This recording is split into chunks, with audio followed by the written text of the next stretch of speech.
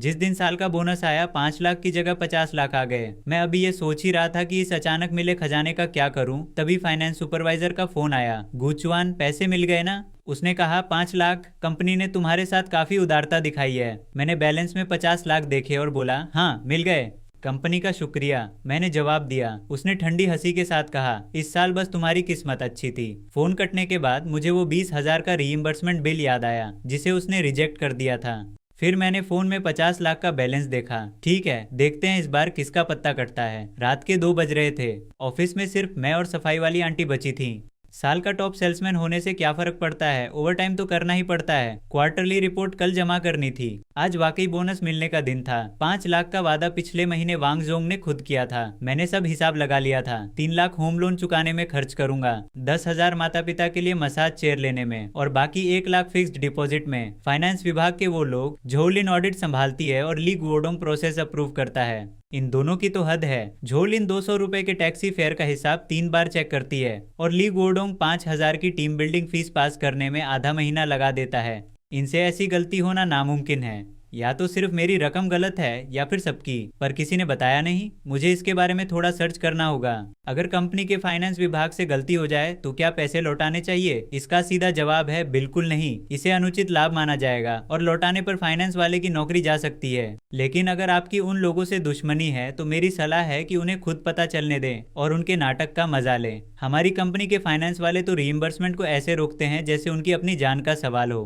अगर सच में ऐसा हो जाए तो वाकई मजा आ जाएगा। नीचे हजारों कमेंट्स थे जिनमें से एक ने मेरा ध्यान खींचा। अगर फाइनेंस वाले घटिया किस्म के इंसान हैं तो ये आपके लिए सोने पे सुहागा है। पैसा अपने पास रखो और देखो कि वो कैसे तुम्हारे सामने गिड़गिड़ाते हैं। याद रखो, तुम पीड़ित हो, गुनहगार नहीं। पिछली बार जब मैंने 1200 का रीइंबर्समेंट मांगा था तो उन्होंने मुझसे 3 बार कागज पूरे करवाए और आखिर में कह दिया कि बजट खत्म हो गया है, इसलिए पैसे नहीं मिलेंगे।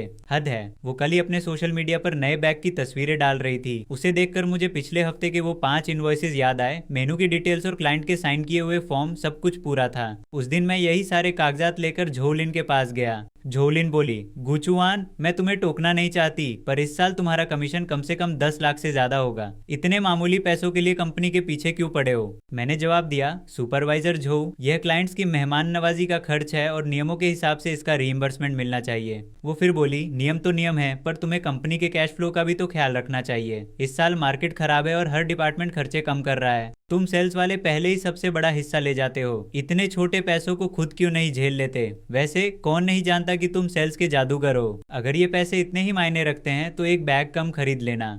23,000 कहती है, रकम छोटी नहीं है, फिर भी पैसे नहीं दे रही। पर अब मेरे अकाउंट में 50 लाख पड़े हैं। झोलिन, अब तुम्हारी बारी है मेरे आगे गिड़गिड़ाने की। हेलो, अबे साले, तू अभी तक सोया नहीं? अरे यार, मैं सो रहा था, तूने जगा दिया। क्या बात है, कल फ्री है क्या? कल शनिवार है, क्या काम है तुझे? तुझे डिनर पर ले चलता हूँ। क्या तू मुझे ट्रीट दे रहा है? आज तो सूरज पश्चिम से निकला है। चल फिर सबसे महंगा जापानी खाना खाएंगे। जगह तू चुन ले। लॉटरी लग गई क्या तेरी? कुछ ऐसा ही समझ ले। कितना मिला? मिलकर बताता हूँ। चल ठीक है, ठीक है। कल कितने बजे? मैं अभी रेस्टोरेंट चेक करता हूँ। चल कल बात करते हैं, अब मैं सोने जा रहा हूँ। सोने की ऐसी तैसी? तू पक्का अभी भी ऑफिस में ही होगा? जल्दी घर निकल। तभी झोलिन का फोन आया। गुचुआन, ईयर एंड बोनस मिल गया ना तुम्हें? कंपनी ने तुम्हारे साथ काफी उदारता दिखाई है, जबकि इस साल मार्केट की हालत इतनी खराब है, फिर भी तुम्हें इतनी बड़ी रकम मिली। वांग जोंग वाकई तुम्हारी बहुत कद्र करते हैं। तभी लहजा बदला और बोली, पर ज्यादा हवा में मत उड़ना। मैंने सुना है कि तुमने कुछ ऐसे क्लाइंट्स हथिया लिए जिन्हें दूसरे 6 महीने से फॉलो कर रहे थे। नौजवान, ईमानदारी से काम करना सीखो। मैंने जवाब दिया, सुपरवाइजर जो, मैंने कौन सा ऑर्डर चुराया है? साफ बताइए, मैं अभी वांग जोंग से इस बारे में बात करता हूँ। वो बोली, मैंने तो बस यूं ही कह दिया, तुम इतना परेशान क्यों हो रहे हो? खैर, पैसे आ गए हैं, अब मन लगाकर काम करो। कोशिश करना कि अगले साल और ज्यादा मिले। मैंने कहा, उम्मीद है आपकी बात सच हो जाए। तभी वो बोली, वैसे पिछले हफ्ते तुम्हारे उस 23,000 के रीइंबर्समेंट के बारे में मैंने फिर से सोचा। देखो, नियम तो कागजों पर होते हैं, पर इंसान उन्हें बदल सकता है। अगर तुम्हें वाकई पैसों की जरूरत है तो मैं तुम्हारे लिए स्पेशल अप्रूवल ले सकती हूँ। मैंने जवाब दिया, इसकी जरूरत नहीं है, मैं इसे खुद संभाल लूंगा। वो बोली, ठीक है, तुम अपना काम करो। आगे रीइंबर्समेंट में कोई भी दिक्कत हो तो मुझसे बेझिझक मिलना। मैंने बस जी कहकर फोन रख दिया। Special approval? जिस औरत ने मेरा क्लेम 3 बार अटकाया, अब वो मदद करना चाहती है? कोई पागल ही इस बात पर यकीन करेगा। वैसे सुना है इस साल बोनस काफी ज्यादा मिला है सबको। तभी लिफ्ट में एक सहकर्मी बोली, छोड़ो भी, हमारे डिपार्टमेंट को तो सिर्फ 20,000 मिले हैं। दूसरे ने कहा 20,000 भी कम लग रहे हैं, एडमिन डिपार्टमेंट को तो सिर्फ 8,000 मिले हैं। वो फिर चहकी 8,000 में क्या आता है, एक ढंग का बैग खरीदने के लिए भी काफी नहीं है। नए साल के गिफ्ट्स आ गए हैं, पिछले साल भी इसी कंपनी से मंगवाए गए थे और उससे पिछले साल भी। सुना है कि ये ली गोर्डोंग के साले की कंपनी है। 3,981 बक्से और मार्केट रेट है 120। सोच रहा हूँ इस कीमत के अंतर से कितने और बक्से खरीदे जा सकते थे। तभी एक सहकर्मी मेरे पास आया और बोला, गु भाई सुना आपने, फाइनेंस डिपार्टमेंट में आज माहौल कुछ ठीक नहीं लग रहा। मैंने पूछा क्या हुआ, उसने कहा पता नहीं। उसने आगे बताया, जो लिन सुबह से 3 बार ली गोर्डोंग के ऑफिस के अंदर बाहर हुई है। उसका चेहरा गुस्से से एकदम काला पड़ा हुआ था। मैंने अंदाजा लगाया शायद साल के अंत का हिसाब किताब होगा, पर उसने कहा नहीं ऐसा नहीं लगता। वो बोला, मैंने एडमिनिस्ट्रेशन के शियाओ लियू से सुना कि सुबह झोलिन का एक फोन आया था, जिसे सुनकर उसका चेहरा एकदम सफेद पड़ गया। मैंने पूछा कैसा फोन? उसने जवाब दिया पता नहीं, पर फोन रखते ही उसने झांगशिन को अंदर बुलाया और उसकी जमकर क्लास लगाई। नियम यह था कि मनोरंजन खर्च अगर 5,000 से ज्यादा हो तो उसकी पहले से जानकारी देना जरूरी है। बाद में दी गई जानकारी को सिद्धांत रूप में मंजूरी नहीं दी जाती। यह सिद्धांत रूप में वाला हिस्सा वाकई कमाल का है। ठीक है, स्क्रीन पर 3 साल पुराना एक रिएम्बर्समेंट रिकॉर्ड दिख रहा था, जिसमें कुरियर खर्च के 1200 युआन लिखे थे और अप्रूवल कॉलम में लाल अक्षरों में साफ लिखा था, कंपनी के कॉन्ट्रैक्टेड लॉजिस्टिक्स का इस्तेमाल न करने पर पैसा नहीं मिलेगा। और नीचे झोलिन ने लिखा था, बातचीत चल रही है, फिलहाल तुम खुद ही पैसे दे दो, बाद में सबको एक साथ रिइम्बर्स कर दिया जाएगा।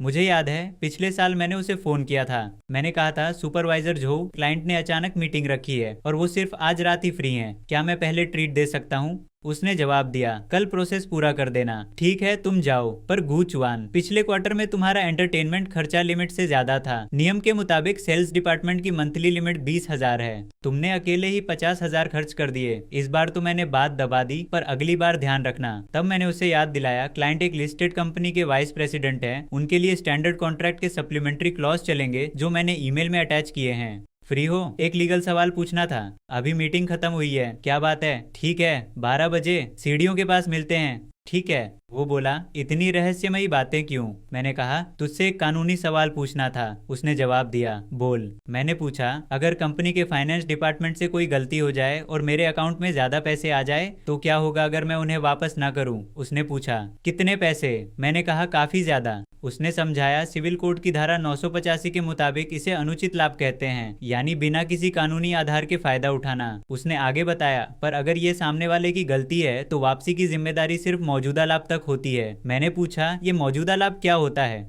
उसने समझाया, मतलब अगर पैसे अब भी तुम्हारे पास हैं तो उतने ही लौटाने होंगे, पर अगर खर्च कर दिए तो सिर्फ बचा हुआ हिस्सा। मैंने पूछा, और अगर मैं पैसे कहीं और ट्रांसफर कर दूं तो? उसने पूछा, कहाँ? मैंने कहा, किसी दूसरे अकाउंट में। उसने समझाया, फिर यह तुम्हारे इरादे पर निर्भर करता है। अगर तुम जानबूझकर पैसे हटा रहे हो तो यह गबन माना जा सकता है, लेकिन अगर इसे सही तरीके से इन्वेस्ट किया जाए तो, जैसे कि कुछ सुरक्षित इन्वेस्टमेंट ऑप्शंस में पैसा लगाना।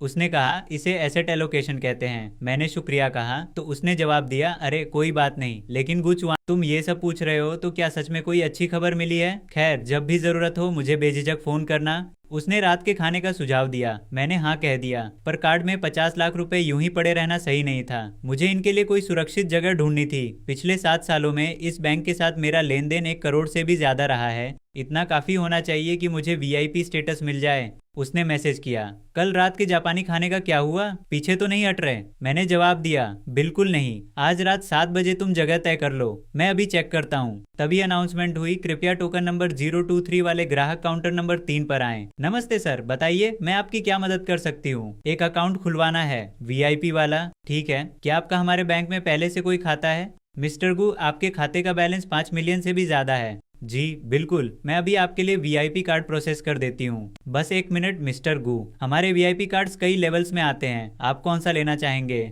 मैंने कहा, जो सबसे टॉप लेवल का हो। वो बोली, जी वो होगा हमारा ब्लैक गोल्ड कार्ड। इसकी सालाना फीस 3,600 है, पर अगर आपका बैलेंस 2 मिलियन से ज्यादा रहा तो ये फीस माफ कर दी जाएगी। Gold card? पहले लगता था कि ये सब मेरी पहुंच से बहुत दूर है, और अब देखो ये सीधे मेरी हथेली में है। तभी स्टाफ बोली, मिस्टर गु, आपका कार्ड तैयार है, शुरुआती पासवर्ड 6 बार 8 है। मेरी सलाह है कि आप इसे जल्दी बदल लें। क्या आपको कुछ पैसे ट्रांसफर करने हैं? मैंने कहा, जी करना है। इस कार्ड से 4.5 मिलियन इस नए कार्ड में ट्रांसफर कर दीजिए। 4.5 मिलियन? जी बिल्कुल, वो बोली। ठीक है, मैं अभी ये प्रोसेस कर देती हूँ, बस ट्रांसफर का उद्देश्य बता दीजिए। मैंने जवाब दिया, पर्सनल फाइनेंस। स्टाफ ने कहा, बड़ी रकम के ट्रांसफर के लिए पासवर्ड वेरिफिकेशन जरूरी है, कृपया मशीन पर दर्ज करें, बस एक क्लिक और ये पैसा सुरक्षित जगह चला जाएगा। ऐसा नहीं है कि मैं लौटाऊंगा नहीं, बस अभी नहीं, क्योंकि झोलिन और उसकी टोली ने अभी तक पूरा पैसा इकट्ठा नहीं किया है। उन सबको अभी थोड़ा और तड़पने देता हूँ। स्टाफ बोली, ट्रांसफर हो गया है, नए कार्ड में 4.5 मिलियन है और पुराने कार्ड में अब 50 बचे हैं। मैंने कहा, शुक्रिया। वो बोली, कोई बात नहीं मिस्टर गू, आपका दिन शुभ हो, किसी भी जरूरत के लिए हमसे संपर्क कर लीजिएगा। पिछले 3 सालों से झो लिन ने मेरे जितने भी रिइंबर्समेंट रोके थे उन सब का रिकॉर्ड मैंने संभाल कर रखा है। चैट्स, ईमेल्स, अप्रूवल के स्क्रीनशॉट्स, एक भी चीज डिलीट नहीं की। तब बस ये सोचा था कि शायद कभी काम आए, पर यकीन नहीं होता कि वाकई काम आ गए। पहली एंट्री 1200 रुपए की है, जबकि मैं साफ तौर पर कंपनी के तय होटल में रुका था। दूसरी एंट्री 2300 की, इनवॉइसेस पूरे थे, क्लाइंट्स के साइन भी थे। लेकिन तीसरी एंट्री तो और भी बकवास है, क्योंकि उस साल कंपनी ने किसी लॉजिस्टिक्स पार्टनर के साथ कॉन्ट्रैक्ट ही नहीं किया था। 3 साल में ऐसे 47 रिकॉर्ड्स हैं। 1,28,000 रुपए के रिएम्बर्समेंट बिना किसी वजह के रिजेक्ट कर दिए गए। अगर दूसरों का भी जोड़ूं तो ये रकम लाखों में होगी। झोलिन, ली गुओदोंग, इन सालों में तुम लोगों ने जितना भी हड़पा है, अब उसे उगलने का वक्त आ गया है। हूँ। झोलिन चिल्लाई, गुचुआन तुम अभी कहाँ हो? मैंने शांति से जवाब दिया, बस ऑफिस से निकल ही रहा हूँ। क्या हुआ सुपरवाइजर झू? वो घबराकर बोली, वो 5 लाख कहाँ गए वो पैसे? मैंने मासूमियत से पूछा, क्या हुआ? आप पक्का कह रही हैं कि 5 लाख थे? फिर मुस्कुराते हुए कहा, पर बैंक के मैसेज में तो साफ साफ लिखा है। उसने फौरन टोका, उस पैसे को हाथ मत लगाना, फाइनेंस सिस्टम में शायद कुछ गड़बड़ हो गई है। झोलिन घबराकर बोली, मैं अभी इसे ठीक करवाती हूँ। तुम्हारा वो पैसा फिलहाल फ्रीज कर दिया गया है, तुम उसे इस्तेमाल मत करना, समझे? मैंने तंज से पूछा, फ्रीज? हूँ? किस हक से आप मेरी कानूनी कमाई को फ्रीज कर रहे हैं? वो हड़बड़ा कर बोली, फ्रीज नहीं, वो दरअसल एक टेक्निकल एडजस्टमेंट है। खैर, तुम बस उस पैसे को हाथ मत लगाना और हमारे नोटिस का इंतजार करो। मैंने साफ कहा, सुपरवाइजर झो, पैसे अब मेरे अकाउंट में हैं, तो उन्हें कैसे इस्तेमाल करना है ये मेरी मर्जी है। अगर आपको वो वापस चाहिए तो आप कानूनी रास्ता अपना सकती हैं। कल असली खेल तो अब शुरू होगा। कहाँ पहुंचे? रास्ते में हूँ।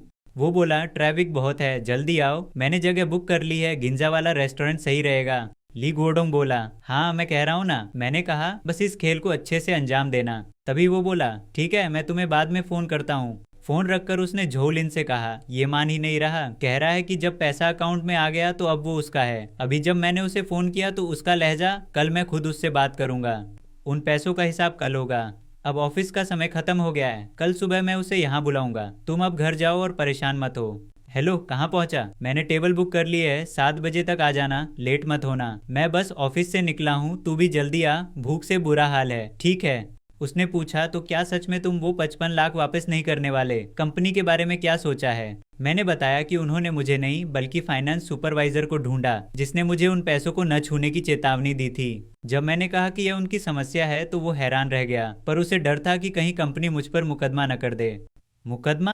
क्या उनकी इतनी हिम्मत है? मैं कंप्यूटर के सामने बैठ गया और क्लाउड ड्राइव के फोल्डर में मौजूद दर्जनों फाइलों को देखने लगा। मैंने ली गोडोंग के नाम से एक नया फोल्डर बनाया और पिछले साल के कॉन्ट्रैक्ट्स, कुछ स्क्रीनशॉट और उसकी ऑडी कार की तस्वीरें उसमें डाल दी। फिर झोलिन के लिए एक और फोल्डर बनाया और पिछले 3 सालों के रिजेक्ट हुए रीएम्बर्समेंट्स और चैट रिकॉर्ड्स उसमें डाल दिए। तभी खबर मिली कि ली गोडोंग मुझसे मिलना चाहता है। उसने पूछा, क्या मेरा साथ आना जरूरी है? मैंने कहा, नहीं, कुछ हुआ तो फोन कर देना। लगता है ली गोडोंग तुम्हें ढूंढ रहे हैं। मुझे क्यों पता नहीं, पर उनका असिस्टेंट 2 बार पूछने आया था कि तुम उनके ऑफिस चले जाओ। ठीक है, समझ गया। मैंने कहा, जी आ रहा हूँ। ली डायरेक्टर नमस्ते। ली डायरेक्टर बोले, चक्कर देखो, एक दोस्त ने ये पुअर चाय भेजी है, कह रहा था कि ये पुराने पेड़ों वाली दुर्लभ चाय है। मैं इसे रोज पीने की हिम्मत नहीं करता, आज खास तौर पर निकाला है। तभी मैंने बात काटते हुए कहा, ली डायरेक्टर, जो भी बात है सीधे कहिए। दरअसल मुझे थोड़ी देर में एक क्लाइंट से मिलना है। वो मुस्कुराकर बोले, जवान हो, इतनी जल्दबाजी मत किया करो, पहले आराम से चाय पियो। हाँ, वाकई लाजवाब चाय है, इसका स्वाद बहुत गहरा है और मिठास भी तुरंत महसूस होती है, तुम भी चखो। मैंने कहा, ठीक है, तो मैं सीधे मुद्दे पर आता हूँ। आपने मुझे यहाँ जिस बात के लिए बुलाया है वो बोनस के बारे में है।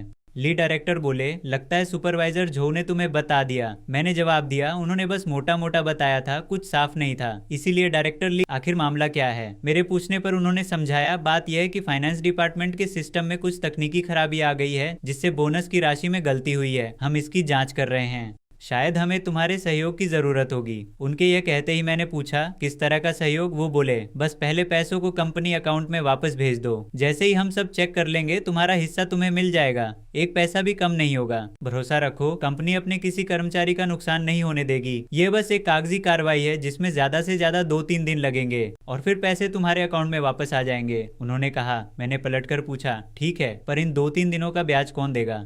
कैसा ब्याज? वो हैरान हुए। मैंने हिसाब लगाया, 50 लाख। अगर इन्हें सेविंग्स अकाउंट में रखा जाए तो एक दिन का 200 से ज्यादा ब्याज बनता है। मेरी इस भरपाई कौन करेगा? लीड डायरेक्टर चिढ़कर बोले, गुचवान, अब तुम ऐसी बेमानी बातें कर रहे हो। लीड डायरेक्टर बोले, बेमानी क्यों? 7 साल तक कंपनी ने तुम्हें तराशा है, तुम्हें प्लेटफॉर्म दिया, रिसोर्सेज दिए। अब जब थोड़ी मुश्किल आई है तो बस थोड़ा सहयोग मांगा जा रहा है और तुम इन चंद रुपयों के लिए बहस कर रहे हो। मैंने जवाब दिया, डायरेक्टर ली, यह चंद रुपयों की बात नहीं है बल्कि सिद्धांतों का मामला है। यह मेरी कानूनी कमाई है तो मैं इसे बिना ब्याज के क्यों लौटाऊं? वो तुरंत बोले, ब्याज की बात नहीं है और ये लौटाना भी नहीं है, ये तो बस एक अस्थाई एडजस्टमेंट है, बस छोटा सा बदलाव है। तुम इतने जिद्दी क्यों हो रहे हो? मैंने पलटकर पूछा, मैं जिद्दी हूँ? ठीक है डायरेक्टर ली, एक बात बताइए, अगर कंपनी मुझे कम पैसे देती और 2-3 दिन बाद उन्हें पूरा करती तो क्या आप मुझे ब्याज देते? नहीं देते है ना? तो जब कंपनी ब्याज की बात नहीं करती तो मैं क्यों करूं? तभी डायरेक्टर ली बोले, गुचवान देखो, हम दोनों ही उत्तेजित ना हो, पहले बैठो। बात यह है कि यह मामला वाकई फाइनेंस डिपार्टमेंट की गलती है, पर जरा सोचो, सुपरवाइजर जो के लिए भी यह आसान नहीं है इतने सारे कामों को संभालना। छोटी मोटी गलतियां तो हो ही जाती हैं। अगर तुम इसे ऐसे ही खींचते रहे तो शायद उसकी नौकरी भी चली जाए। हम सब सहकर्मी हैं, इसकी क्या जरूरत है? मैंने पलट कर पूछा, तो आपका मतलब है कि उनकी नौकरी बचाने के लिए मैं अपने कानूनी हक छोड़ दूं? उन्होंने तुरंत टोका, छोड़ना नहीं बल्कि थोड़ा समझ और उदारता दिखाना। वो फिर बोले, देखो, 7 सालों से तुम कंपनी के टॉप सेल्स पर्सन रहे हो, तुम्हारी काबिलियत सबने देखी है और वांग जोंग भी तुम्हें बहुत अहमियत देते हैं। अगर तुम कंपनी की ये मुश्किल हल कर दो तो वांग जोंग इस एहसान को जरूर याद रखेंगे और अगले साल तुम्हारा डायरेक्टर बनना नामुमकिन नहीं है। मैंने जवाब दिया, सेल्स डायरेक्टर की पोस्ट तो काफी समय से खाली है। वांग जोंग के मन में तो सब साफ है। डायरेक्टर ली, क्या सेल्स डायरेक्टर की पोस्ट पहले से ही वांग जोंग के भतीजे के लिए तय नहीं हो चुकी है? पिछले महीने की पार्टी में वांग जोंग ने खुद कहा था कि अभी उस पर विचार किया जा रहा है, अभी भी सोचा जा रहा है। खैर, आपके लिए भी मौके कम नहीं हैं डायरेक्टर ली, अगर कुछ और नहीं है तो मैं चलता हूँ, क्लाइंट आने वाला है। तभी वो बोले, रुको गुचवान, चलो अब साफ साफ बात करते हैं। वो 45 लाख रखना तुम्हारे किसी काम का नहीं है। अगर कंपनी ने गलत तरीके से मुनाफा कमाने का मुकदमा कर दिया तो एक पैसा नहीं बचेगा, ऊपर से वकील और कोर्ट का खर्चा अलग, तो फिर इस मुसीबत की क्या जरूरत है? मैंने पलटकर पूछा, डायरेक्टर ली, क्या आप वाकई मुझ पर मुकदमा करना चाहते हैं, और वो भी फाइनेंस डिपार्टमेंट की इस हालत में? क्या आप कोर्ट की जांच झेल पाएंगे? आपके साले की कंपनी ने इस साल कंपनी को जो कोटेशन दिए थे, क्या वो कुछ ज्यादा ही ऊंचे नहीं थे? एडमिन डिपार्टमेंट में चर्चा है कि उन्हीं संतरों का मार्केट रेट 180 है, लेकिन आपने उन्हें 398 में खरीदा है।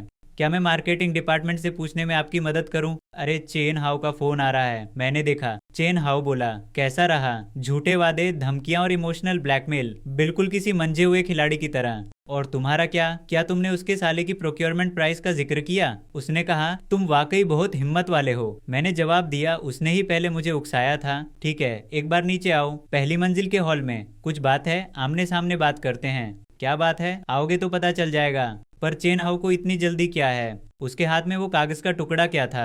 चेन हाउ बोला, मेरी बहन तब 4 महीने की प्रेग्नेंट थी और उसे जबरदस्ती इस्तीफा देना पड़ा। इसे रखो, ये काम आएगा। तुम कब एक्शन लोगे? मैंने कहा, पहले उन्हें अपनी चाल चलने दो। वो बोला, ठीक है, कुछ भी हो तो फोन करना। तभी झांगशीन आई और बोली, गु भैया, क्या हुआ? मैंने पूछा, क्या कोई तुम्हें परेशान कर रहा है? उसने जवाब दिया, नहीं। मैंने उससे पूछा, तुम्हें कंपनी में आए कितना समय हुआ है? वो बोली, 6 महीने, फाइनेंस डिपार्टमेंट में। एकदम फ्रेश ग्रेजुएट है, बड़ी मुश्किल से नौकरी मिली होगी इसे। मैंने पूछा, जो लिन तुमसे क्या क्या करवाती है? उसने जवाब दिया, नहीं, कुछ नहीं, पर तुम अभी रो रही थी। वो धीरे से बोली, भैया मैं नहीं बता सकती। मैंने पूछा, श्याओ झांग, क्या तुम्हें मेरे उस 2300 वाले रीएम्बर्समेंट के बारे में पता है? क्या तुम्हें पता है कि उसे रिजेक्ट क्यों किया गया? तुमने सिस्टम चेक किया होगा, है ना? बताओ, झो लिन ने उसमें क्या रिमार्क लिखा है? उसने कहा, रसीदें अधूरी हैं। मैंने पलट कर पूछा, लेकिन मैंने 5 इनवॉइस जमा किए थे, पूरा मेनू था और क्लाइंट के साइन भी थे। फिर भी तुम्हें लगता है कि रसीदें अधूरी थी? आखिर तुम्हारा ऑडिटिंग स्टैंडर्ड क्या है? एक ही तरह का खर्चा, पर मार्केटिंग वालों के लिए ओके है और सेल्स वालों के लिए नहीं। वो धीरे से बोली, भैया मुझे सच में नहीं पता। जो सुपरवाइजर ने जो कहा मैंने बस वही किया, मेरी पूछने की हिम्मत ही नहीं हुई। मैंने उसे समझाया, देखो अगर कोई तुमसे ऐसा काम करने को कहे जो तुम्हें ठीक ना लगे तो तुम मना कर सकती हो। मैंने कल रात रजिस्टर किए हुए अपने नए ईमेल अकाउंट में लॉगिन किया। वांगजोंग और ली गुओडोंग को छोड़कर कंपनी के हर कर्मचारी को मैंने 3 अटैचमेंट्स भेजे। पहला, पिछले 3 सालों के उन चैट्स के स्क्रीनशॉट्स जिनमें फाइनेंस विभाग ने रीएम्बर्समेंट रोके थे। हर फोटो में झोउ लिन की बातों को मैंने लाल बॉक्स से मार्क किया था। दूसरा, ली गुओडोंग के साले की कंपनी के कॉन्ट्रैक्ट्स का स्कैन। वही संतरे जिनका होलसेल दाम 120 था, उन्हें कंपनी ने 398 में खरीदा। तीसरा, फाइनेंस डिपार्टमेंट के इंटरनल ईमेल का स्क्रीनशॉट जिसमें झोउ लिन ने अकाउंटेंट से सेल्स डिपार्टमेंट के रीइंबर्समेंट्स को दबाने और बड़े अधिकारियों को प्राथमिकता देने को कहा था, जिस पर ली गुओडोंग ने सहमति दी थी। ईमेल की बॉडी में मैंने ज्यादा कुछ नहीं लिखा था, बस 3 बातें कि फाइनेंस और एचआर डिपार्टमेंट की पुरानी मिली भगत है, वो कर्मचारियों के जायज रीइंबर्समेंट काट रहे हैं और प्रोक्योरमेंट के दाम बढ़ा चढ़ाकर दिखा रहे हैं और कंपनी के पैसों का गबन कर रहे हैं। सबूत नीचे दिए गए हैं। यह एक गुमनाम शिकायत है और मैं बस इंसाफ चाहता हूँ। तभी एक साथी पास आया और बोला, गु भाई जरा ये देखिए। मैंने पूछा क्या हुआ, तो वो बोला किसी ने फाइनेंस डिपार्टमेंट के खिलाफ गुमनाम शिकायत की है। भाई साहब यह तो एकदम धमाका है। चारों तरफ शोर मच गया। कोई कह रहा था कि सबकी पोल खुल गई, तो कोई पूछ रहा था कैसी शिकायत, मुझे दिखाओ। अरे ये तो पूरी कंपनी को भेजा गया है, बाप रे। कोई हैरान था कि प्रोक्योरमेंट का खेल इतना गंदा था। एक सहकर्मी गुस्से में चिल्लाया, ये स्क्रीनशॉट देखो, झोउ लिन की हिम्मत कैसे हुई ऐसा कहने की कि सेल्स वालों का कमीशन ज्यादा है तो उन्हें इन छोटी रकमों की परवाह नहीं होनी चाहिए, इसे तो सबक मिलना ही चाहिए। वो आगे बोला, ली गुओडोंग के साले की कंपनी है ये। मैं सोच रहा था कि हर साल न्यू ईयर गिफ्ट्स एक जैसे क्यों होते हैं, तो पता चला कि ये तो उनके घर वालों की ही कंपनी है। पिछले साल मेरे 3000 के खर्चे को झोउ लिन ने पूरे 1 महीने तक अटका कर रखा था। तभी दूसरा साथी भी कूद पड़ा, मेरा भी यही हाल था। 2000 के कुरियर खर्च के लिए उसने मुझसे 3 बार कागजात मंगवाए ताकि बड़े साहबों के रीइंबर्समेंट पहले प्रोसेस हो सके। साला क्या कोई ऐसी हरकत करता है? झोउ लिन चिल्लाई, ये ईमेल किसने भेजा है? भेजने की हिम्मत तो है पर मानने की नहीं। सामने आओ, मुझे पता है तुम यही हो, बस इंतजार करो, कंपनी इसे ढूंढ निकालेगी। पता चला तो भुगतोगे। तभी किसी ने पूछा, सुपरवाइजर झोउ आपका क्या मतलब है? वो बोली, कुछ खास नहीं, बस कुछ लोगों को याद दिला रही हूँ। ये मत समझना कि गुमनाम रहोगे तो बच जाओगे। तब मैंने जवाब दिया, तो फिर ढूंढिए। अगर पता चला कि ये हमारे सेल्स डिपार्टमेंट ने भेजा है तो हम मान लेंगे, पर उससे पहले क्या आपको ये नहीं बताना चाहिए कि उन स्क्रीनशॉट्स का क्या चक्कर है? झोउ लिन ने पलटकर कहा, स्क्रीनशॉट तो नकली भी हो सकते हैं। ये कंपनी के इंटरनल चैट के स्क्रीनशॉट हैं, वाटरमार्क और टाइम सब सही है, नकली कैसे होंगे? और इस कॉन्ट्रैक्ट पर तो कंपनी की मोहर लगी है। पेमेंट पाने वाली कंपनी आपके पति की है ना, वो भी नकली है क्या? वो सकपका कर चिल्लाई, तुम ये क्या बकवास कर रहे हो? मैंने तंज कसते हुए कहा, बकवास? अगर आपको लगता है कि मैं झूठ बोल रहा हूँ तो खुद चेक कर लीजिए कि शिनरोनो फूड्स का असली मालिक कौन है। तभी डायरेक्टर ली चिल्लाए, ये क्या शोर मचा रखा है तुम लोगों ने? अभी काम का समय है, सब अपनी अपनी सीट पर वापस जाओ। वो आगे बोले, इस मामले को कंपनी खुद संभाल लेगी, तुम लोगों को यहाँ हंगामा करने की कोई जरूरत नहीं है। तभी एक सहकर्मी ने पलटकर पूछा, डायरेक्टर ली, हम हंगामा नहीं कर रहे, हम बस ये जानना चाहते हैं कि क्या वो सबूत असली हैं, क्या कंपनी इसकी जांच करेगी? वो आगे बोला, जांच कब तक चलेगी? मेरा पिछला रीइंबर्समेंट 1 साल से अटका हुआ है, क्या उसकी जांच हुई? झोउ लिन बीच में चिल्लाई, बस करो अब तुम लोग। डायरेक्टर ली ने बात संभालते हुए कहा, सब लोग शांत हो जाइए, कंपनी इस पूरे मामले का जवाब जरूर देगी। एक सहकर्मी ने पूछा, नतीजे कब मिलेंगे? हाँ यही तो बात है, पर जांच कौन करेगा? कहीं ऐसा तो नहीं कि फाइनेंस डिपार्टमेंट खुद अपनी ही जांच कर रहा है? तभी झोउ लिन चिल्लाई, ये पक्का गुचुआन की चाल है, तुम ही हो गुचुआन, जरूर तुमने ही ये सब किया है। मैंने शांत स्वर में कहा, क्या सुपरवाइजर झोउ तुम्हारे पास कोई सबूत है? वो सकपकाकर बोली, मेरा अंदाजा है। मैंने तंज कसा, क्या अंदाजा भी कोई सबूत होता है? वो फिर चिल्लाई, तुम हमेशा हमारे फाइनेंस डिपार्टमेंट के पीछे पड़े रहते हो। पिछले हफ्ते तुम्हारा रीइंबर्समेंट रिजेक्ट हुआ था, बस वही खुन्नस निकाल रहे हो तुम। मैंने मुस्कुराते हुए कहा, सुपरवाइजर झोउ, जब तुमने बात ही छेड़ दी है तो मैं भी पूछ लूं। पिछले हफ्ते का मेरा वो 23,000 का एंटरटेनमेंट खर्च, उसके सारे इनवॉइसेस पूरे थे, मेनू की पूरी डिटेल थी, क्लाइंट के साइन थे, फिर किस आधार पर उसे रिजेक्ट किया गया? झोउ लिन हकलाते हुए बोली, क्योंकि दस्तावेज पूरे नहीं थे। वो 5 इनवॉइसेस मैंने पलटवार किया, हर एक इनवॉइस टैक्स ब्यूरो की वेबसाइट पर चेक किया जा सकता है, मेनू, साइन और स्टैम्प सब यहाँ हैं। अब बताओ क्या कमी थी? जब तुमने मेरा रीइंबर्समेंट रोका तब कहा कि कंपनी में कैश की कमी है, इसे खुद संभाल लो। पर दूसरी तरफ ली गुओडोंग अपनी नई कार की फोटो सोशल मीडिया पर दिखा रहे थे। अब इस हिसाब का क्या? मैंने डायरेक्टर ली की तरफ देखते हुए पूछा। डायरेक्टर ली, आपने वो ऑडी कब खरीदी, कितने की थी? क्या आप चाहते हैं कि हम सब मिलकर आपका हिसाब लगाएं? क्या वो रकम हम सबके रीइंबर्समेंट के लिए काफी होगी? ली गुओडोंग का चेहरा खिंच गया। उसने मुंह खोला, कुछ कहना चाहा लेकिन शब्द नहीं निकले। फिर वो मुड़ा और उसने धड़ाम से ऑफिस का दरवाजा बंद कर दिया। झोलिन भी धीरे से मुड़ी और वापस फाइनेंस विभाग की ओर चल दी। एक सहकर्मी ने धीरे से कहा, तुम तो बड़े कमाल के निकले। फोन वाइब्रेट हुआ। चेन हाओ का कॉल था। हेलो भाई, गजब कर दिया। सबने देख लिया था, पर अभी खेल खत्म नहीं हुआ था। दोपहर में पक्का मीटिंग होगी। वांग जोंग अब चैन से नहीं बैठ पाएंगे। मैंने फोन रख दिया। उन लोगों ने अब तक तय कर लिया होगा कि क्या बोलना है। या तो चापलूसी करेंगे या अपनी गलती मान लेंगे। खैर जो भी हो, पर आज कोई नहीं बच पाएगा। और अब खेल शुरू हो गया। सब लोग आ गए, सब आ गए। नमस्ते वांग जोंग। हेलो। आज की यह मीटिंग सुबह है उस गुमनाम ईमेल की वजह से बुलाई गई है। सबसे पहले मैं ये कह दूं कि कंपनी किसी भी तरह की गुमनाम शिकायतों के सख्त खिलाफ है। अगर कोई समस्या है तो उसे सही तरीके से बताया जा सकता है। इस तरह से कंपनी की एकता को नुकसान पहुंचाना। वांग जोंग ये बात किसे कह रहे हैं? शिकायत करने वाले को या झोलिन और उनके साथियों को? मतलब शिकायत करने का तरीका गलत था, पर उन्होंने बातों से इनकार नहीं किया। अब आते हैं ईमेल में लिखे तथ्यों पर। कंपनी ने एक जांच समिति बनाई है जिसकी जिम्मेदारी मैंने खुद ली है। अगर कोई गड़बड़ी मिली तो सख्त कार्रवाई की जाएगी, पर जब तक नतीजा नहीं आता मैं चाहता हूं कि कोई इस बारे में चर्चा न करे और काम पर असर न पड़े। खासकर सेल्स डिपार्टमेंट के लिए साल के अंत में टारगेट पूरा करने का समय है, ध्यान न भटकाएं। गुचुआन, सही कहा ना? वांग जोंग सही तो कह रहे थे कि काम सबसे पहले है, पर असल में वो मेरा नाम लेकर चाहते थे कि मैं उनका साथ दूं और इस पूरे मामले को यहीं दबा दूं। लेकिन उन्हें अंदाजा नहीं था कि मैं इसी पल का इंतजार कर रहा था। तो फिर इसी मौके का फायदा उठाकर मैं फाइनेंस डिपार्टमेंट की उस गलती का जिक्र करता हूँ। मैंने कहा, सुपरवाइजर झो, आप सबको बताइए कि असल में क्या हुआ था। वांग जोंग और बाकी साथियों, साल के अंत में बोनस देने में जो गलती हुई, झोलिन बोली, वाकई ये फाइनेंस डिपार्टमेंट की लापरवाही थी। सिस्टम में एंट्री करते समय गलती से एक जीरो ज्यादा लग गया, जिससे गुचुआन के 5,50,000 बन गए। पता चलते ही हमने तुरंत उनसे संपर्क किया कि वो पैसे वापस करने में हमारा सहयोग करे, पर गुचुआन ने मना कर दिया। तभी वांग जोंग ने पूछा, गुचुआन, क्या ये बात सच है? मैंने जवाब दिया, वांग जोंग, सुपरवाइजर झो ने वाकई मुझसे संपर्क किया था, पर मेरे मना करने की वजह यह है कि यह पैसा अब मेरी कानूनी कमाई है। फाइनेंस डिपार्टमेंट की गलती की जिम्मेदारी उन्हें ही लेनी चाहिए, न कि किसी कर्मचारी से बिना शर्त पैसे वापस मांगे जाएं। यह कोई एडवांस नहीं बल्कि वापसी की बात है, और वापसी तभी होती है जब पैसा मेरा ना हो। वांग जोंग, क्या कंपनी के नियमों में ऐसा कोई प्रावधान है कि अगर फाइनेंस की गलती से ज्यादा भुगतान हो जाए तो कर्मचारी को उसे बिना शर्त वापस करना ही पड़ेगा? नियमों में ऐसा कुछ नहीं लिखा है, क्योंकि आमतौर पर कंपनी गलती से ज्यादा पैसे नहीं भेजती, पर एक बार भेज दिए गए तो कानूनी तौर पर यह पैसा अब मेरा है, जब तक वे ये साबित न कर दें कि मैंने इसे जानबूझकर हड़पने की कोशिश की है।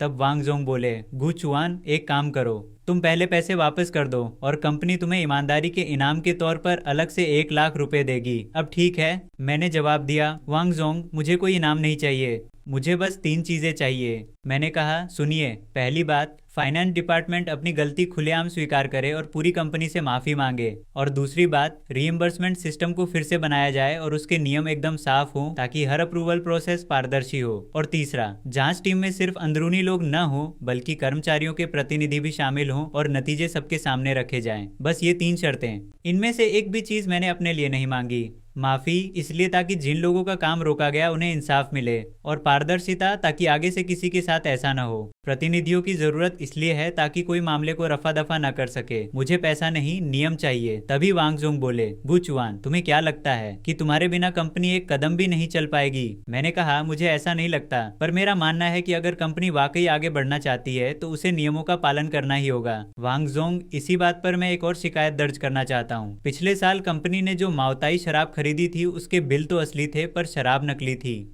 यह सब डायरेक्टर ली की देखरेख में हुआ था। क्या मैं इसके सबूत के तौर पर कॉन्ट्रैक्ट और ऑथेंटिकेशन रिपोर्ट पेश करूं? ली गुओडोंग चिल्लाया, तुम मुझ पर झूठा इल्जाम लगा रहे हो। गुचुआन, मैंने कहा, क्या बकवास कर रहे हो? अगर तुम्हें लगता है कि मैं बकवास कर रहा हूं तो टैक्स ब्यूरो के लोगों को जांच करने दो, तब सच सामने आ जाएगा। Invoice code, batch number, verification agency के सारे कॉन्टैक्ट डिटेल्स यहाँ हैं। ली गुओडोंग, यह बिल्कुल सच है। तभी वांगजोंग बोले, मीटिंग खत्म। एक साथी ने पास आकर कहा, गुचुआन भाई आप तो कमाल हो, वो शराब वाकई नकली थी। सब पूछ रहे थे कि मैंने ये सब कब जांच किया, क्या किसी ने मेरी मदद की। दरअसल चेन हाउ की उस पर्ची में सब लिखा था जिसे मैंने बाद में पढ़ा था। उसमें लिखा था कि टैक्स ब्यूरो के एक दोस्त ने कहा कि वे कल सुबह कंपनी आ रहे हैं। अगली सुबह 6:30 बजे मेरा फोन मैसेज से फटने वाला था। वो कोई अलार्म नहीं था बल्कि वांगजुन के लियो और कंपनी के मेन ग्रुप के मैसेज थे। मैंने फोन उठाया और एक नजर देखा। मेरी तो नींद ही उड़ गई। झोलिन ने पलटवार किया था ऑफिस के सामान के फर्जी खर्चे को लेकर। 5,000 युआन का क्लेम था और मेरे साइन दिखने में तो बिल्कुल असली लग रहे थे। अगर मैं खुद न होता तो शायद यकीन कर लेता। उसमें लिखा था कि जांच के मुताबिक पिछले साल मार्च में मैंने ऑफिस के सामान की फर्जी खरीद दिखाकर 5,000 युआन हड़प लिए थे और साथ ही 750 युआन का कमीशन भी खाया, और इसके पुख्ता सबूत भी मौजूद हैं। पुख्ता सबूत? झोलिन, तुम शायद एक बात भूल गए। पिछले साल मार्च की बात है। मैं उस वक्त कहाँ था? तभी फोन पर झोलिन की आवाज आई, गुचुआन, दस्तावेज देख लिए ना तुमने? मैंने जवाब दिया, हाँ देख लिए। उसने आगे कहा, काफी दिलचस्प है। अब तुम्हारे पास कहने को क्या बचा है? क्या तुम कंपनी में हो? मैंने कहा, हाँ हूँ। 10 मिनट में कॉन्फ्रेंस रूम में मेरा इंतजार करो। उसकी आवाज में एक अजीब सी शक्ति थी, जैसे वो मुझे भी अपने साथ नीचे खींचकर खत्म करना चाहता हो। पर वो एक बात नहीं जानता था। मैं तो यही चाहता था कि वो अपनी जुबान से ये सब कहे। ऑफिस में सब मुझे देख रहे थे। किसी की नजरों में शक था, किसी में हमदर्दी, तो कुछ बस तमाशा देख रहे थे। झोलिन के उस दस्तावेज का असर तो काफी अच्छा था, पर अफसोस, असर जितना ज्यादा होगा उसकी जिल्लत उतनी ही दर्दनाक होगी। अब देखते हैं कि वो क्या चाहती है और मैं क्या चाहता हूँ। गुचुआन, अगर तुम मेरी शिकायत करोगे तो मैं भी तुम्हारी करूंगी। उसे लगा कि हम दोनों का अंजाम एक ही होगा और कोई नहीं बचेगा। पर वो ये नहीं जानती थी कि जब से मैं इस कॉन्फ्रेंस रूम में आया हूँ मेरे फोन का रिकॉर्डर चालू है। उसकी हर बात अब एक सबूत बनेगी। फिर मैंने पूछा, क्या तुम्हें पूरा यकीन है कि वो इनवॉइस मैंने ही बनाया था? उसने जवाब दिया, सब कुछ साफ साफ लिखा है और पर तुम्हारे दस्तखत भी हैं। मैंने कहा, तो फिर वो असली कागज निकालो, मैं देखना चाहता हूँ। उसने कागज आगे बढ़ाते हुए कहा, असली कागज ये रहा। हाँ, दस्तखत मेरे ही हैं, मान लिया। लेकिन सुपरवाइजर जो, तुम एक बात भूल रही हो। क्या बात? पिछले साल मार्च में मैं कहाँ था? 10 मार्च से 20 मार्च के बीच। मैं इंडस्ट्री समिट के लिए शंघाई गया हुआ था। यह रहा समिट का पास, यह है फ्लाइट की टिकट और ये होटल की बुकिंग। झोलिन ने तुरंत पलटवार किया, नहीं हो सकता है तुमने पहले ही साइन करके किसी और से जमा करवा दिए हों। मैं रिएम्बर्समेंट फॉर्म्स पर हमेशा सामने बैठकर साइन करती हूँ और फाइनेंस डिपार्टमेंट में सीसीटीवी भी लगे हैं। मैंने कहा, तो क्यों ना फुटेज चेक कर लिया जाए कि 15 मार्च को मैं ऑफिस में था या नहीं। और सुपरवाइजर झो, इस इनवॉइस का सेलर वेनहुआ ट्रेडिंग है जिसका लीगल रिप्रेजेंटेटिव सरनेम झांग है। नाम है झांग वेई। क्या इत्तेफाक है ना, तुम्हारे पति का नाम भी झांग वेई ही है। मैंने कहा, तुम क्या बकवास कर रही हो? क्या मैं बकवास कर रहा हूँ? बिजनेस रिकॉर्ड्स चेक कर लो, पता चल जाएगा। लीगल रिप्रेजेंटेटिव झांग वेई है और उसके आईडी नंबर के पहले 6 डिजिट तुम्हारे पति के जैसे ही हैं। यहाँ तक कि जन्मदिन भी एक ही दिन है। कितना बड़ा इत्तेफाक है ना? मैंने तन से कहा, तुम्हें लगता है ये सिर्फ इत्तेफाक है? टैक्स ब्यूरो की जांच करा लो, सच सामने आ जाएगा। इस कंपनी ने पिछले साल हमें 5 लाख से ज्यादा के इनवॉइस दिए और ये सब तुम्हारी देखरेख में हुए। 15% का रिबेट, हिसाब लगाया जाए तो ये 75,000 होते हैं। पैसा कहाँ गया? झोलिन घबरा कर बोली, तुम आखिर चाहते क्या हो? मैं पैसे वापस कर दूंगी, माफी भी मांग लूंगी। और क्या चाहिए तुम्हें? मैंने कड़े लहजे में कहा, मुझे तुम्हारी माफी नहीं, नियम चाहिए। रिएम्बर्समेंट नियमों से हो, खरीद नियमों से हो और पैसों का भुगतान भी नियमों के हिसाब से होना चाहिए। तुम्हारे फाइनेंस डिपार्टमेंट ने इन सालों में नियमों को मिट्टी का खिलौना समझ लिया, जैसे चाहा वैसे मोड़ा। और अब जब गड़बड़ पकड़ी गई तो एक नकली इनवॉइस से काम चलाना चाहते हो। तभी झोलिन टूटकर बोली, मैं भी ऐसा नहीं चाहती थी, लेकिन ली गुओडोंग ने मुझे मजबूर किया। उसने कहा कि अगर तुम्हें फंसा दिया जाए तो ये बात दब जाएगी, इसलिए मैंने सबूत जाली बनाए। झोलिन रोते हुए बोली, मैंने जाली नहीं बनाए, वो मुझे ली गुओडोंग ने दिए थे। उसने कहा था कि ये असली हैं और तुमने साइन किए हैं, इसलिए मुझे इन्हें आगे बढ़ाने को कहा। मैंने पूछा, तो भेजने से पहले तुमने जांच क्यों नहीं की? वो जवाब नहीं दे पाई, क्योंकि वो जांचना ही नहीं चाहती थी। वो तो बस मुझे इस दलदल में घसीटना चाहती थी। वो बस खुद को बचाना चाहती थी, लेकिन अफसोस की रास्ता गलत चुन लिया। मैंने कहा, झोलिन, मैं तुम्हें एक रास्ता दिखाता हूँ। अभी जाकर वांगजोंग को सच बता दो कि ये इनवॉइस नकली हैं और ली गुओडोंग ने तुम्हें इन्हें भेजने के लिए कहा था। ली गुओदोंग ने इन सालों में कैसे फर्जी इनवॉइस बनाए और कितनी रिश्वत खाई, सब सच सच बता दो। वो डर कर बोली, मैं नहीं कर सकती, ली गुओदोंग मुझे खत्म कर देगा। मैंने चेतावनी दी, अगर नहीं बताया तो कल टैक्स ब्यूरो तुम्हें खत्म कर देगा। ऑफिस बंद होने में अभी 6 घंटे बाकी हैं, फैसला तुम्हारा है। उसने चेहरा हाथों में छुपा लिया और चुप रही। मैं जानता था कि वो क्या सोच रही है। वो ली गुओदोंग से डर रही थी और इस बात से भी कि सब कुछ खोने के बाद अंजाम क्या होगा। पर उसे ये नहीं पता कि जिस पल उसने इस कमरे में कदम रखा उसके वापसी के सारे रास्ते बंद हो चुके थे। तभी चेन हाओ ने पूछा, गु भाई आपने देखा झोलिन ने ग्रुप पर क्या भेजा है, क्या बात है? मैंने शांति से जवाब दिया, कुछ नहीं, मामला सुलझ गया है। उसने हैरान होकर पूछा, सुलझ गया मतलब क्या? मैंने मुस्कुराते हुए कहा, मतलब ये कि आज के बाद फाइनेंस डिपार्टमेंट में नए लोग आने वाले हैं। वैसे मामला पूरी तरह सुलझा तो नहीं था, बस सुलझने ही वाला था। अब झोलिन के पास सिर्फ 2 रास्ते थे, या तो सारा इल्जाम खुद ले ले या फिर ली गुओदोंग का पर्दाफाश कर दे। उसके मिजाज को देखते हुए वो ज्यादा देर तक चुप नहीं रह पाएगी। जैसे ही उसने सच बोला, मेरा खेल खत्म हो जाएगा। अगले दिन सुबह के 10 बजे तभी कंपनी की बिल्डिंग के ठीक नीचे 3 गाड़ियां आकर रुकी। चेन हाओ की खबर एकदम सटीक निकली, टैक्स ब्यूरो के लोग आ चुके थे। अधिकारी ने अपना कार्ड दिखाते हुए कहा, हम टैक्स ब्यूरो के जांच विभाग से हैं और हमें वांगजोंग से मिलना है। रिसेप्शनिस्ट ने जवाब दिया, जी बिल्कुल, इस तरफ आइए। चेन हाओ ने धीरे से पूछा, तुम्हें क्या लगता है ये जांच कितनी लंबी चलेगी? क्या ली गुओदोंग पकड़ा जाएगा? मैंने जवाब दिया, सब सबूतों पर निर्भर करता है। उसने फिर पूछा, और झोलिन का क्या? उसने मजाक में कहा, तुम उनकी इतनी चिंता क्यों कर रहे हो? मैंने मुस्कुराते हुए कहा, चिंता नहीं है भाई, बस ये देखना चाहता हूँ कि उनका अंत कैसा होता है। अधिकारी ने कहा, वांगजोंग, हमें पिछले 3 साल के फाइनेंस रिकॉर्ड्स, रीइंबर्समेंट और खरीदारी के कॉन्ट्रैक्ट्स चाहिए। कृपया सहयोग करें। देखकर लग रहा था कि इस बार शिनरोंग फूड्स पूरा सहयोग करेगा। अधिकारी ने पूछा, झोलिन है ना, हमें कुछ दस्तावेज चाहिए, कृपया हमें रिकॉर्ड रूम में ले चलिए। झोलिन ने घबराते हुए कहा, जी ठीक है। अधिकारी बोला, जांच शुरू करते हैं, पहले खरीदारी वाले रिकॉर्ड्स देखिए। अधिकारी ने एक फाइल उठाते हुए कहा, झाओ के, जरा इसे देखो, शराब की ये खेप। वह हैरान होकर बोला, कहाँ है? सब खत्म हो गई? 3 लाख की शराब पूरी की पूरी पी ली गई? क्या इसका कोई हॉस्पिटैलिटी रिकॉर्ड है? क्लाइंट्स की लिस्ट, रिसिप्ट्स कहाँ हैं? अधिकारी सीधे ली गुओदोंग के ऑफिस पहुंचे और बोले, ली गुओदोंग है ना, हमें पता चला है कि 3 लाख की नकली शराब खरीदी गई थी। बिल असली है पर शराब नकली। असली शराब बेचकर पैसा तुम्हारे अकाउंट में गया, इसकी सफाई दो। ली गुओदोंग हकलाते हुए बोला, ये गलत फहमी है, मैं तो बस वो पैसा संभाल रहा था, अकाउंट में जमा करने ही वाला था। अधिकारी ने तल्खी से पूछा, कितनी देर तक संभाल रहे थे? पिछले मार्च से अब तक 9 महीने हो गए। पैसा कहाँ है? ली ने डरते हुए कहा, कार्ड में है, कार्ड मेरे पास ही है। अधिकारी ने हिसाब लगाते हुए कहा, 3 लाख की शराब बेची गई 2,80,000 में, बाकी के 17,000 कहाँ गए? टैक्स रेट 6% है, यानी 18,000 होने चाहिए, तुमने 1,000 ज्यादा दिखाया है। अधिकारी ने सख्ती से कहा, ली गुओदोंग, झोलिन, आप दोनों पर फर्जी इनवॉइस बनाने, पद का दुरुपयोग कर गबन करने और भारी टैक्स चोरी के आरोप हैं। हमारे साथ चलिए। और उन्हें ले जाया गया। 100 से ज्यादा लोगों के सामने ली गुओदोंग ने अपना सिर झुका लिया और झोलिन के पैर कांपने लगे। इस एक पल के लिए मैं 3 साल से इंतजार कर रहा था, लेकिन जब यह सब सच में हुआ तो मन में कोई खास भावना नहीं आई। यह कोई जीत की खुशी नहीं थी, बल्कि एक अजीब सा खालीपन था। उसकी वो आखिरी नजर मुझ पर नहीं, बल्कि इस इमारत पर थी। उसने यहाँ 15 साल बिताए थे, एक मामूली अकाउंटेंट से फाइनेंस सुपरवाइजर बनने तक का सफर। 15 साल, और नतीजा यह हुआ कि उसे हथकड़ियों में ले जाया गया। वो चला गया, सच में चला गया। किसी ने पूछा, गु भाई, क्या उन्हें जेल होगी? मैंने जवाब दिया, रकम को देखते हुए शायद होगी। बिल्कुल सही हुआ। वांगजोंग के मुंह से ये शब्द बहुत सहजता से निकले, लेकिन मैं जानता था कि इनका असली मतलब क्या है। इन चंद शब्दों में 1800 की कुरियर फीस, छोटे लियू के 3000 का ट्रैवल खर्च और उन अनगिनत लोगों का दर्द छिपा था जिनके क्लेम्स रोक दिए गए थे।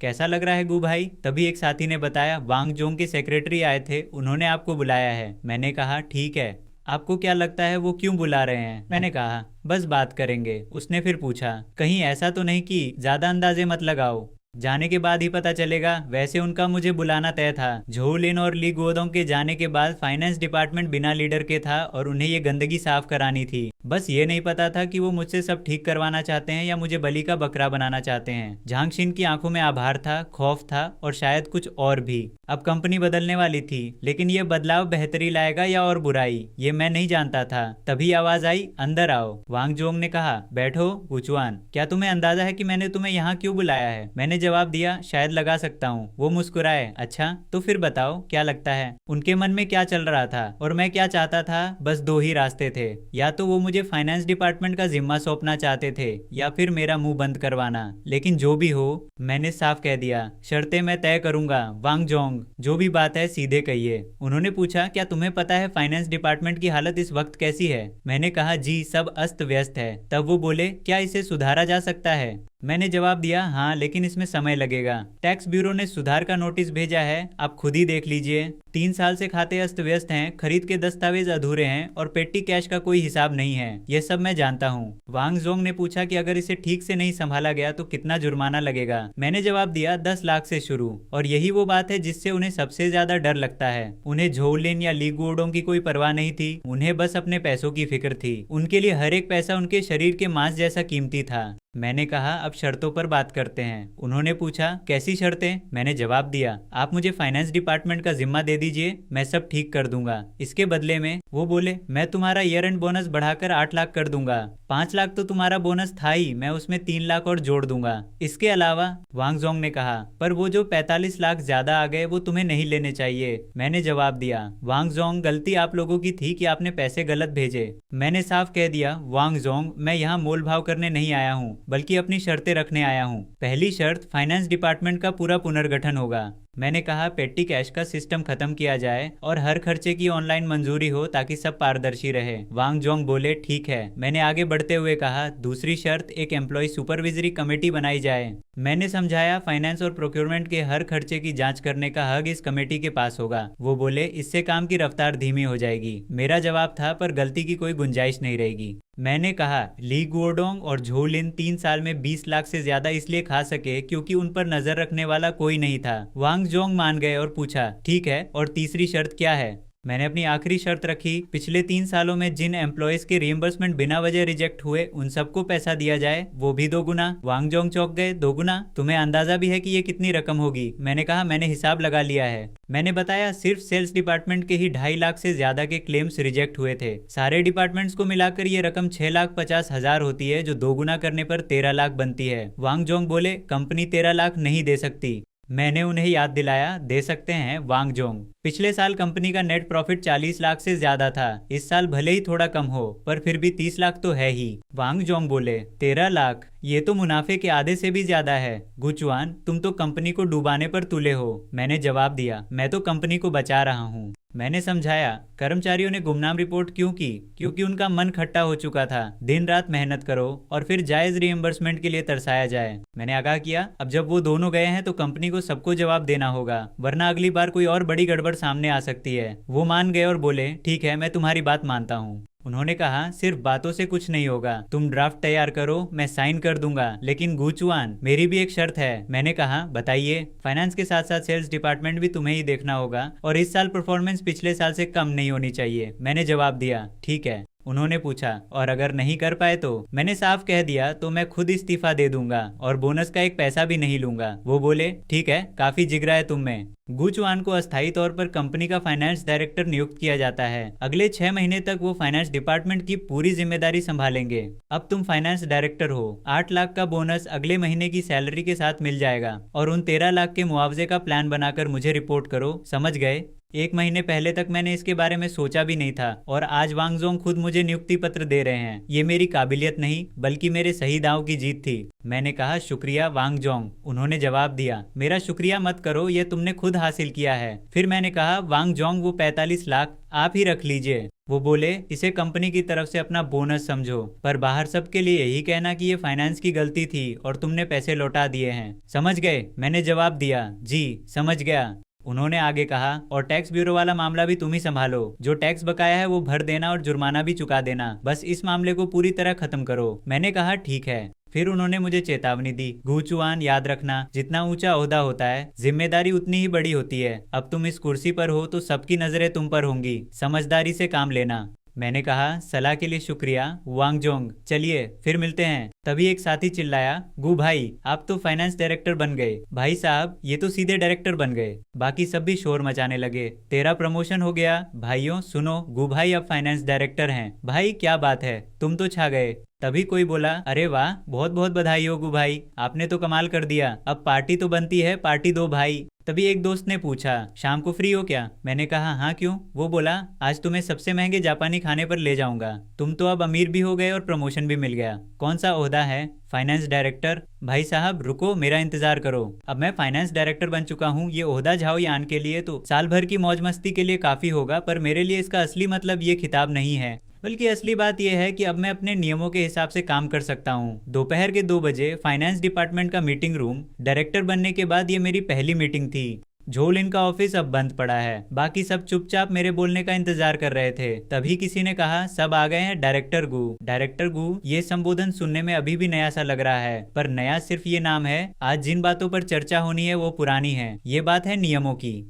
मैंने कहा, आज से फाइनेंस डिपार्टमेंट 3 मुख्य काम करेगा। पहला, पिछले 3 सालों के जितने भी हिसाब किताब बाकी हैं उन्हें 1 महीने के अंदर पूरा करना है। तभी किसी ने पूछा, अकाउंट्स पूरे करने के लिए पैसा कहाँ से आएगा? मैंने जवाब दिया, वांगजोंग ने 4 लाख का बजट मंजूर किया है। फिर सवाल उठा, तो क्या डायरेक्टर ली के समय वाले पेट्टी कैश का हिसाब भी पूरा करना है? मैंने साफ शब्दों में कहा, पेट्टी कैश का सिस्टम अब खत्म किया जाता है। अब से हर खर्चे की मंजूरी ऑनलाइन ली जाएगी, खासकर अगर रकम 5,000 से ज्यादा हो तो 3 विभागों के साइन चाहिए होंगे, और अगर रकम 50,000 से ज्यादा है तो वांगजोंग से मंजूरी लेनी होगी। अब बात करते हैं उन रीइंबर्समेंट्स की जिन्हें सुपरवाइजर झो ने रिजेक्ट किया था।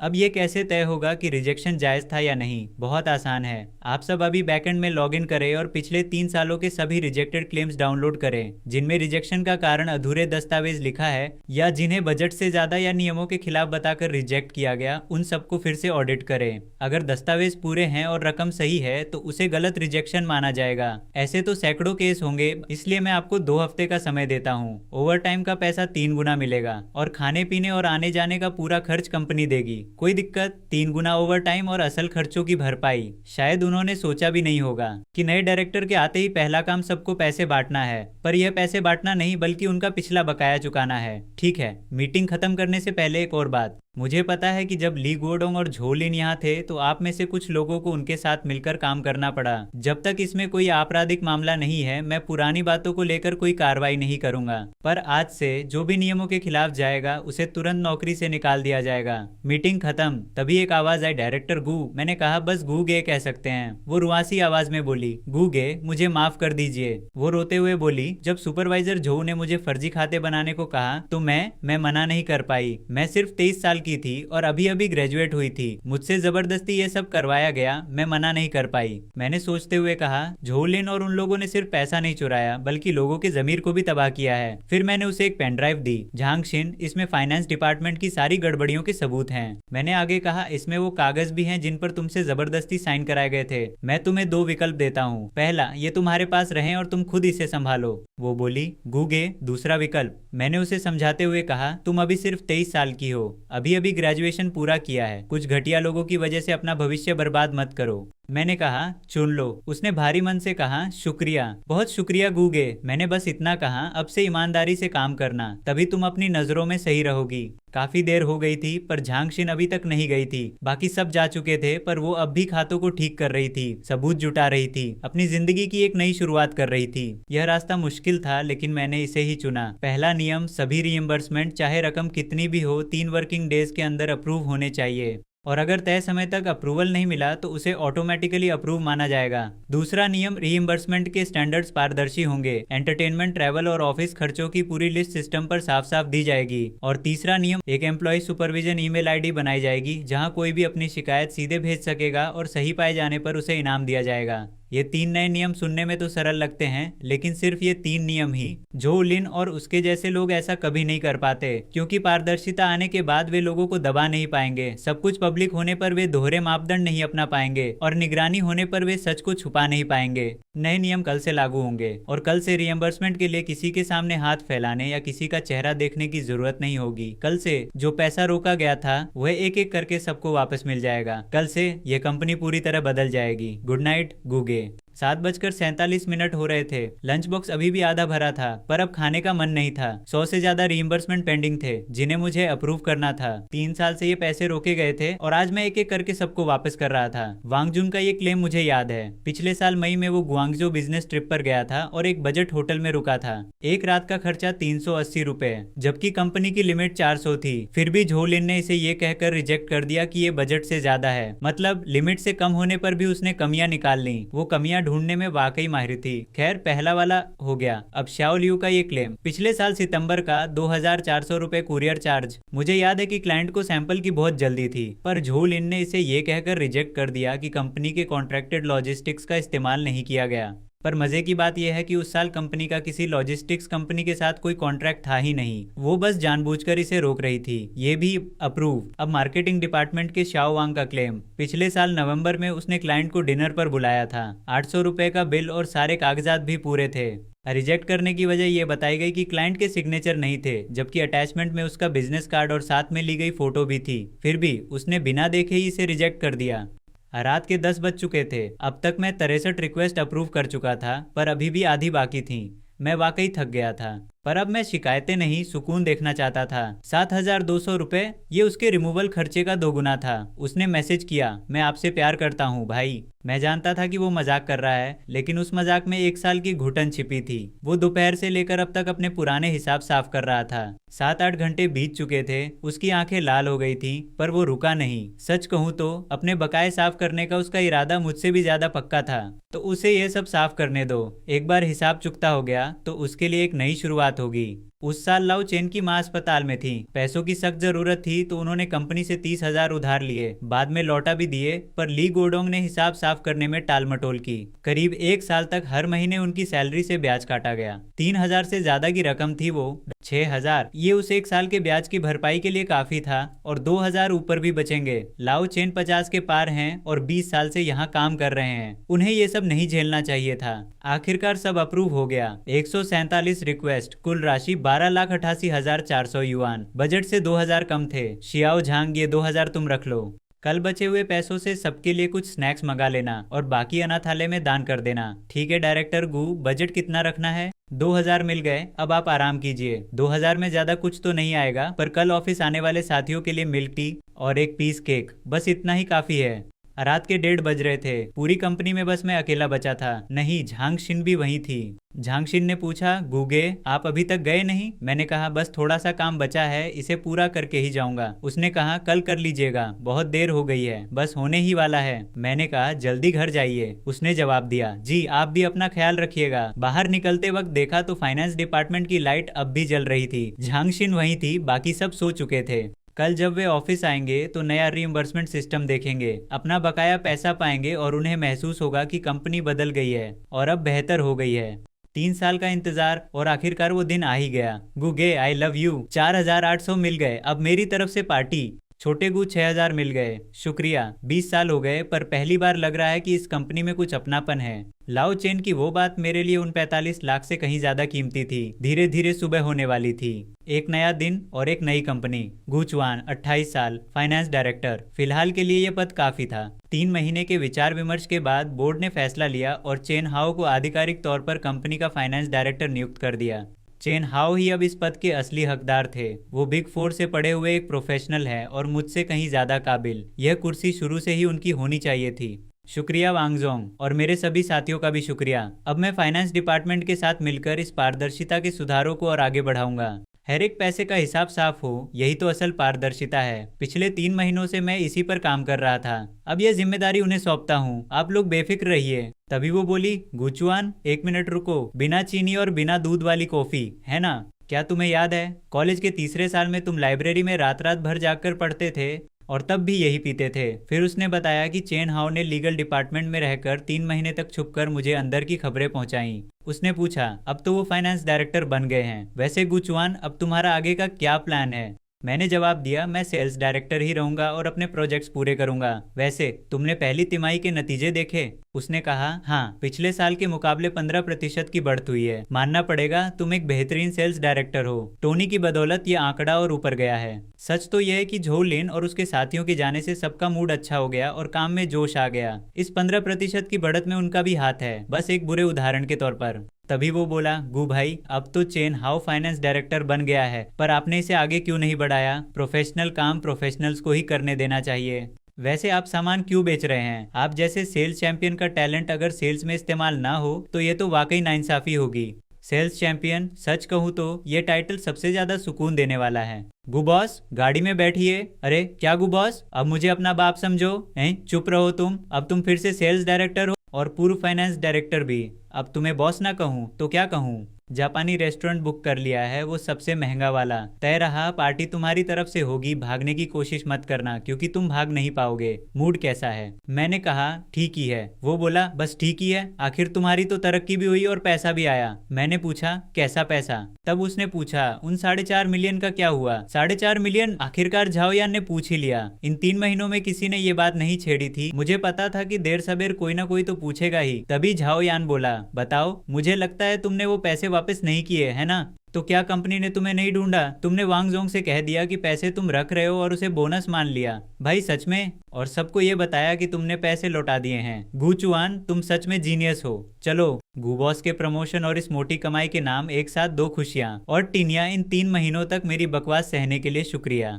वो बोली, अब बस भी करो। मैंने कहा, पता है, चुपचाप अमीर बनना है। उसने कहा, मैंने ड्राइवर बुला लिया है, तुम कैसे जाओगे? मैंने कहा, मेट्रो से। वो बोला, फाइनेंस डायरेक्टर मेट्रो में? इतने पैसे बचाकर क्या तिजोरी भरोगे?